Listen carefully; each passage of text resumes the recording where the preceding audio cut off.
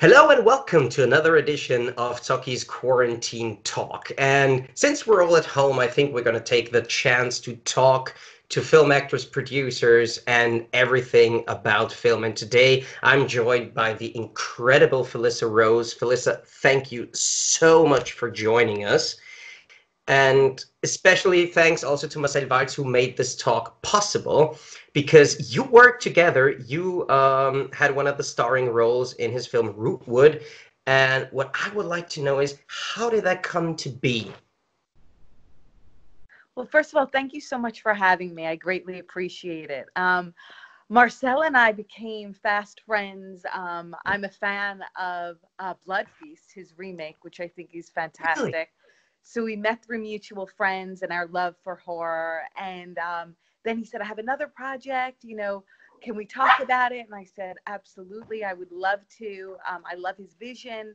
He's such a glamorous filmmaker. Apologies for the dogs.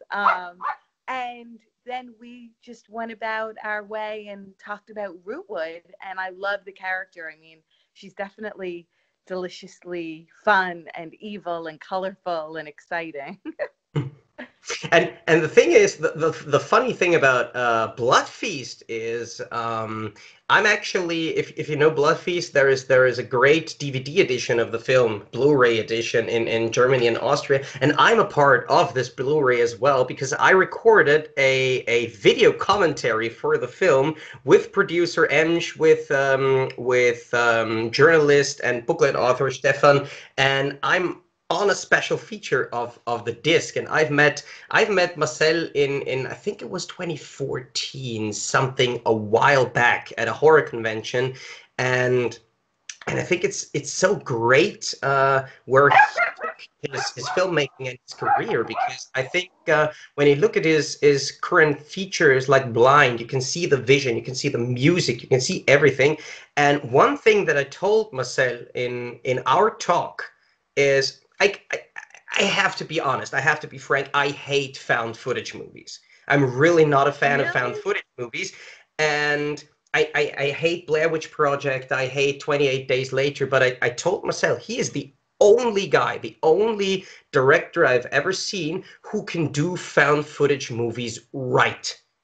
Who can make them in a way that I find them entertaining, with the mixture between the cinematography and the found footage and the characters, which I think is much more important than anything else if you're going for a movie. So what I would like to know is, because Marcel said that the movie has 3 different layers, 3 different styles of filmmaking, all combined into one. How is that for you as an actress when you're filming, when you're working on the project with all the different styles that are combined into one final project? Mm-hmm.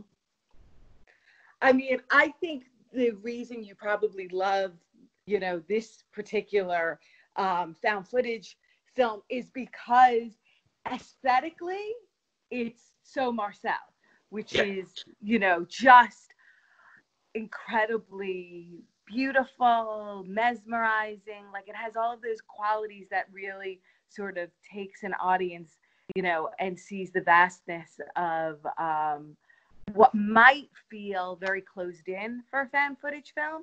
He gave that large, greater than life feel in Rootwood, being that they shot in the beautiful parks of Los Angeles and Malibu, and also his characters, like you're saying, are so well drawn out. So you're really taken by them. The Alyssa Dowling, Sarah French, Tyler Gallant, you really feel like you're on that kind of a journey and navigation with them. And I gotta say, I know Marcel personally. I know he's a great guy and a really fun person. I talked to Sarah. Amazing. Actually, I talked to Sarah today as well. And she's also really fun, and Joe is really fun as well. Joe's And hilarious. so Yeah. so I think you have over 100 credits on IMDb.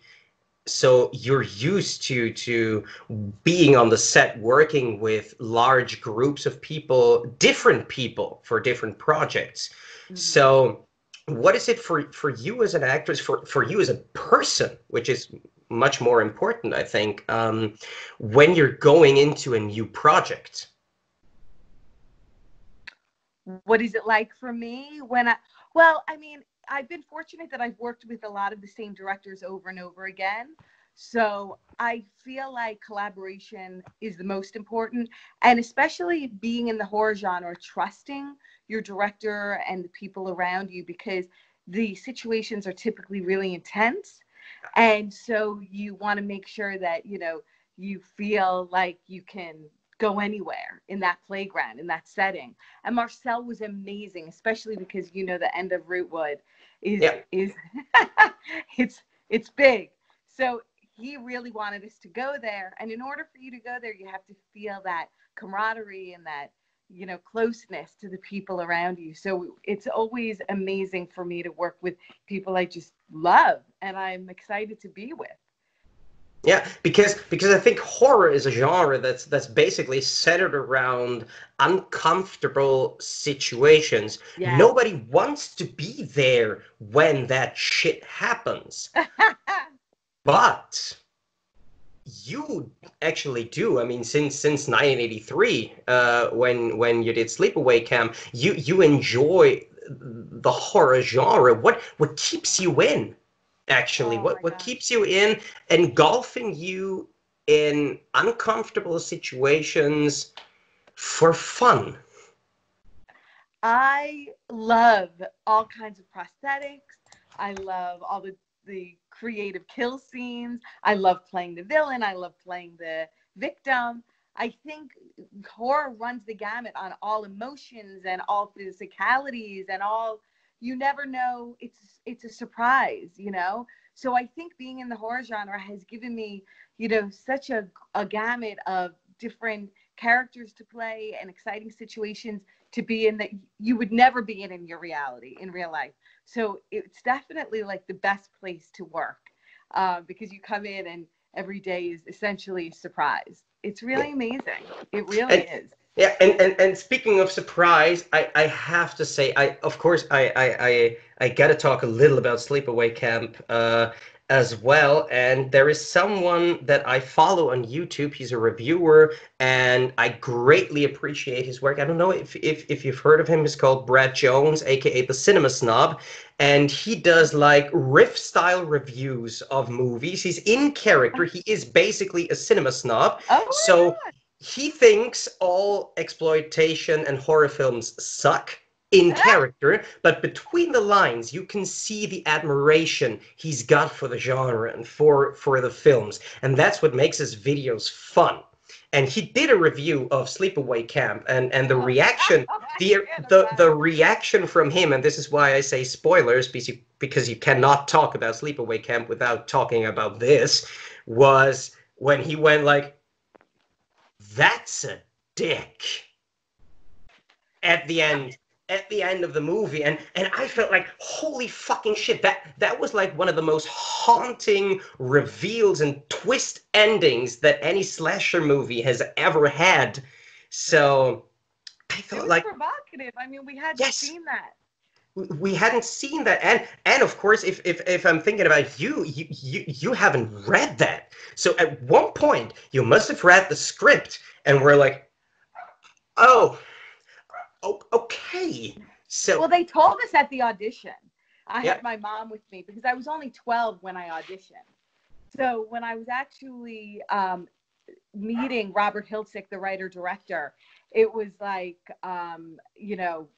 we had to know what was going to happen. And they said, so this is the end of the film. Are you cool with it? And my family was like, of course, that's fine. We're good with it. It's a movie.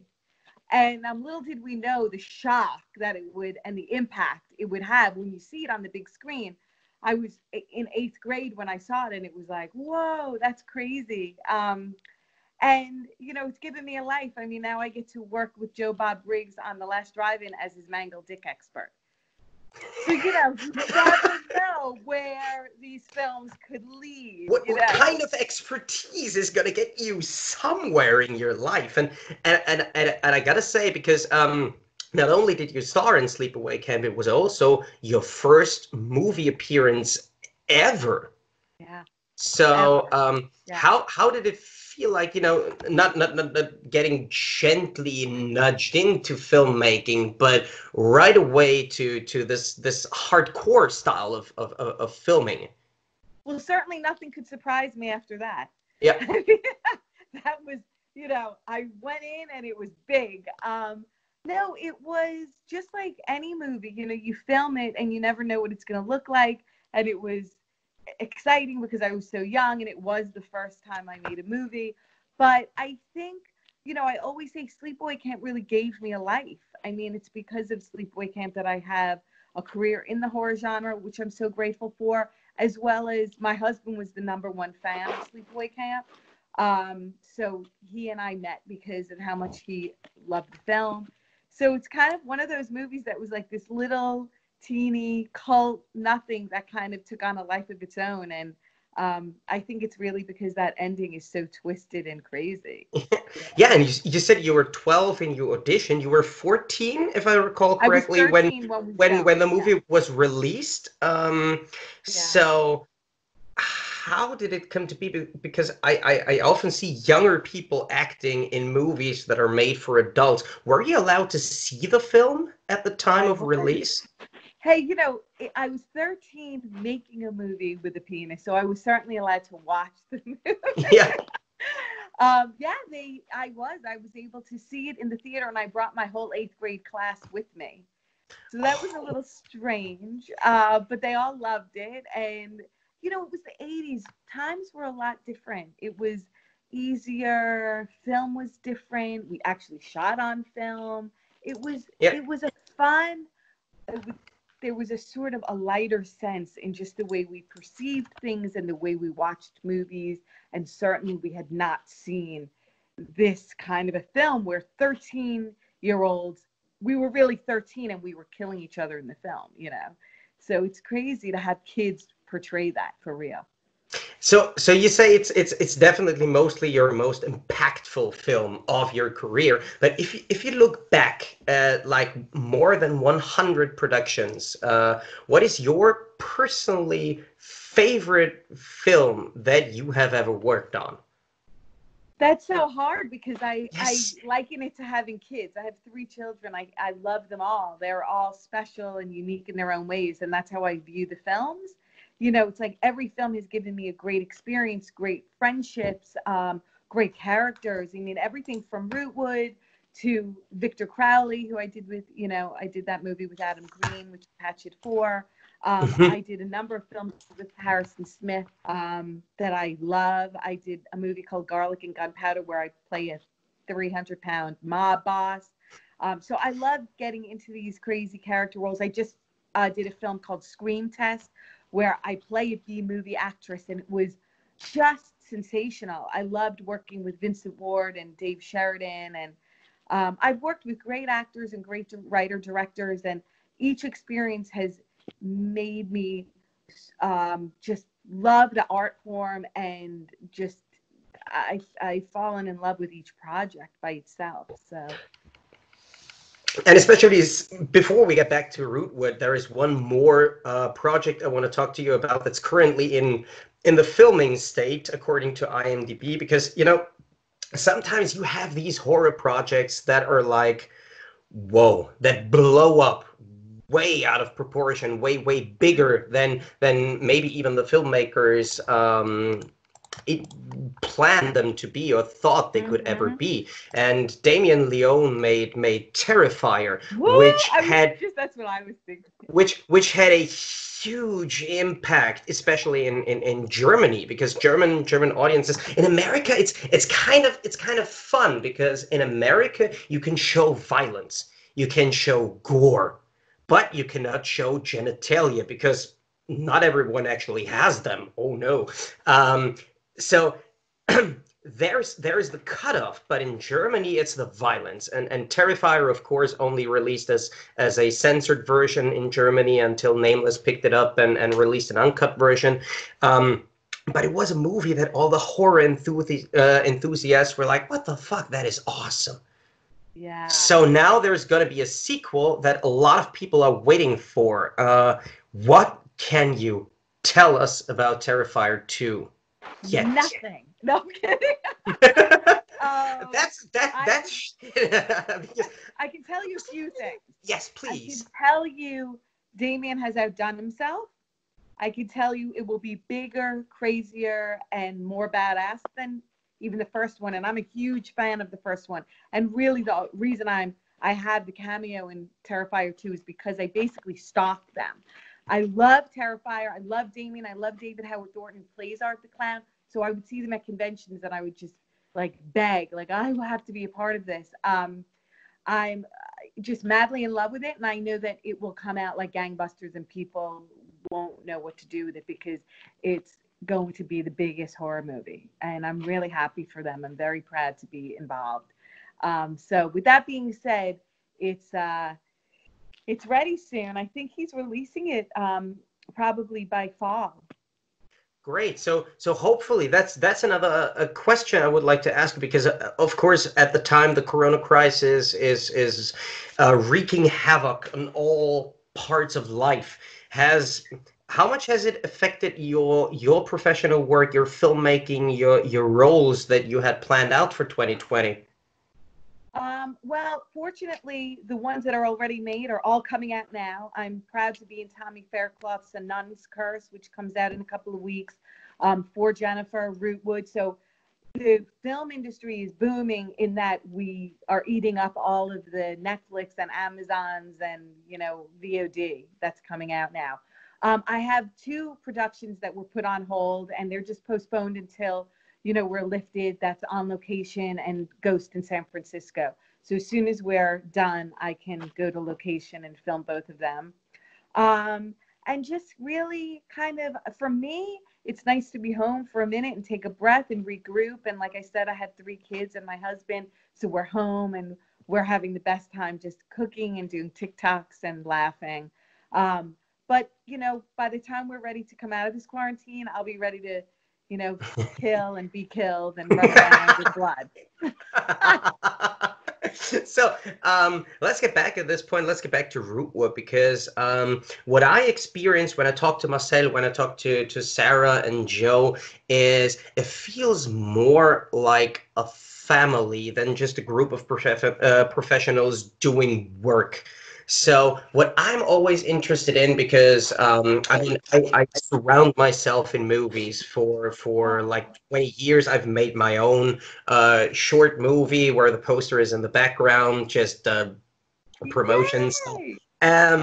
So I know all the hard work that goes into making a production yourself, but I mean, you're very experienced. You've worked in many crews and many different projects, but what is it actually like? So just a typical day of filming. And let's just take Rootwood as an example. How can we imagine what happened on set to get the result that we're watching in the film? That's a great question. I mean, certainly a lot of the prep is done prior to coming to set. You read the script several times, you create the backstory. I studied, at least Rosberg, so I'm real method, and it's all about your sensories. So I get excited to go to set, and sort of like once you're going into hair and makeup and costume, you're really feeling the physicality of the character. And then especially with Rootwood, because we filmed on that beautiful rooftop, which was just extraordinary to be at that in that gorgeous area. So I felt like the character because it was so plush and kind of mesmerizing. You kind of take on the energy of what's around you, and I definitely utilize that and use it to become the person that I'm portraying. And with that scene in the beginning, it was just like light and fresh and fun, and we all had a great time. And then the second time we were in a studio, and it really did have that like dark, dismal, like angry feel, which you can also take that vibe on. And without giving anything away, you go into that, even just thinking about it, you can kind of like take on your environment and really become who you're trying to play. So it was marvelous because Marcel is a very giving and loving person, as well as being a director. He's all about, helping and navigating the road, because certainly he wrote the character, so he wants to see you breathe the life in, and it was just a wonderful relationship. So it was a give and take. And there is one last question, because I know you need to be somewhere else in 5 minutes. But one short question, because Marcel is a director. He comes from Germany. He now lives in America. He speaks both English. I was supposed to be in Germany right now. And damn it! Yeah. And he speaks both languages. But on the set, which language does he curse in? Well, fortunately for the actors, there's no cursing. He speaks such beauty. He's beautiful. He speaks English perfectly. I rarely have heard him other than when he's speaking in the privacy of his own home, which, you know, I've been close enough with him where I've been to his house, and at times he has friends over and they'll speak some German. But I have a lot of family. My cousins are half German, and my uncle is from Germany. So I grew up around a lot of them speaking German. I worked with Andreas Schnaas. Yes, on Nikos the Impaler. On Nikos the Impaler, which is funny that Damien Maffei, who's from The Strangers, Prey Night, and Haunt, he and I are in A Nun's Curse, and he and I were in Nikos together back in New York, like close to 20 years ago. But so I love the German language and the you know, the beauty, and the I do feel that Marcel brings his European kind of just the beauty of his country onto the screen, and that's what sets him apart. Yeah, and you're definitely gonna know what my next question is, right? No. you can smell it over Skype, right? No? No. Do you know some German? Anything that you picked up? I'm so bad with language. I'm lucky I can speak English. so nothing that you...